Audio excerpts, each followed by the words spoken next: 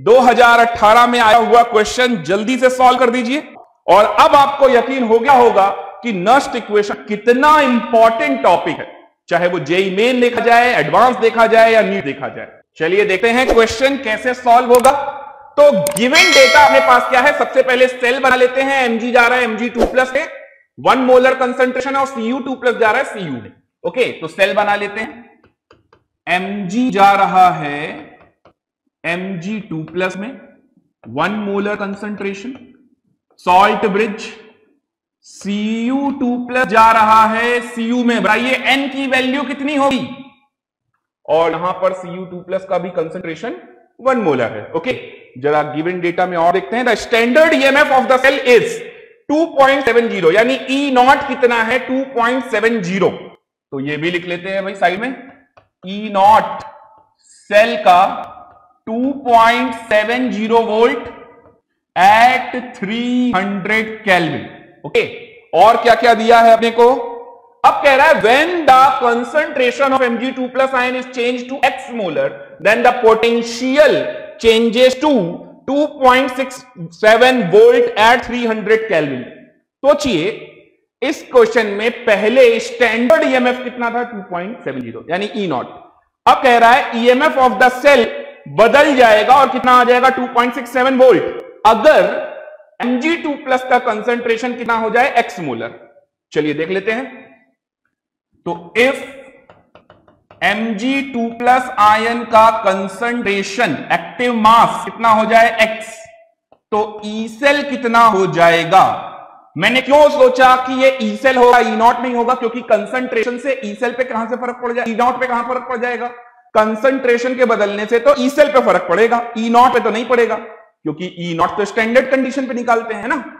तो ये कितना हो जाएगा, कितना दिया हुआ है, 2.67। ओके, ये भी 300 केल्विन पे दिया है, और F/R की वैल्यू लेनी है 11,500। तो ये दे दिया है 2.67 वोल्ट, F/R की वैल्यू है 11,500 V इनवर्स kV, किलो नहीं लेना है इसको, 11,500। ओके, और गिवन क्या है, ln10 = 2.30 होता है। ln10 2.30। बस अब क्वेश्चन पढ़ने की जरूरत नहीं है। चलिए नेक्स्ट इक्वेशन लगाते हैं।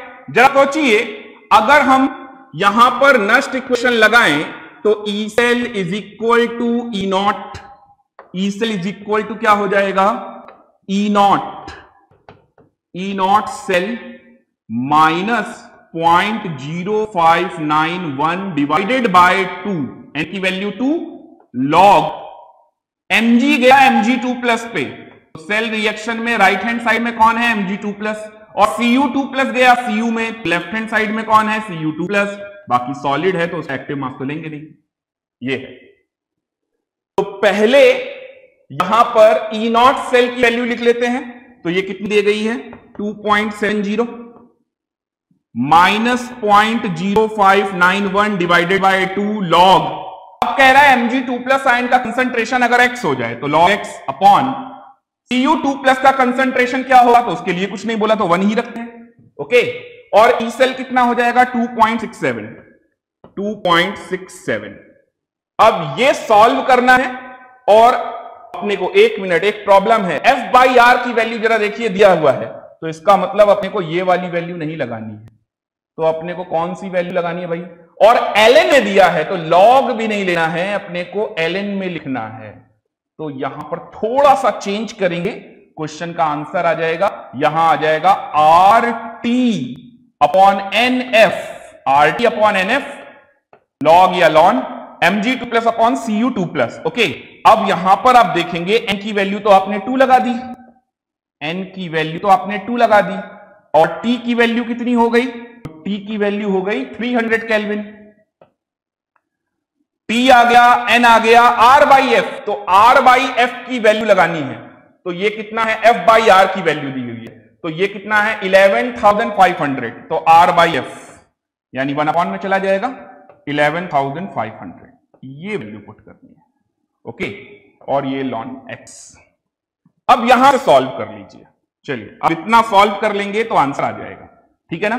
तो आंसर क्या आने वाला है, 300/2 into 11500 ln x is equal to 2 point, तो ये 0 पॉइंट कितना बन गया, 0.03, तो अब ये ठीक है ना। अब ये ln x यहां से निकाल लेंगे, तो ln x निकालेंगे कितना आएगा, तो ln x की वैल्यू पुट कर देते हैं हम लोग, कितना आएगा, तो ये 0.03 और इंटू 2 इंटू 11,500 डिवाइडेड बाय 300, तो ये 2 जीरो से 2 जीरो कैंसिल हो गए।